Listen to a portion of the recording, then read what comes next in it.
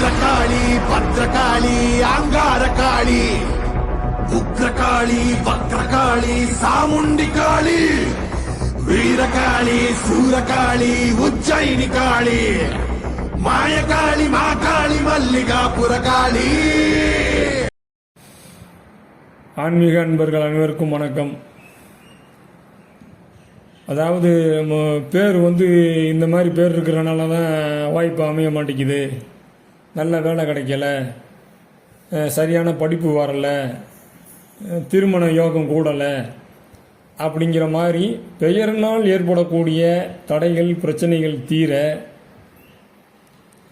ராகு கால நேரத்தில், குறிப்பாக தேய்பிரை அஷ்டமியில் காலபைரவரை நினைத்து தன் பெயரை எழுதி வர பெயரால் வரும் இன்னல்கள் குறையும்.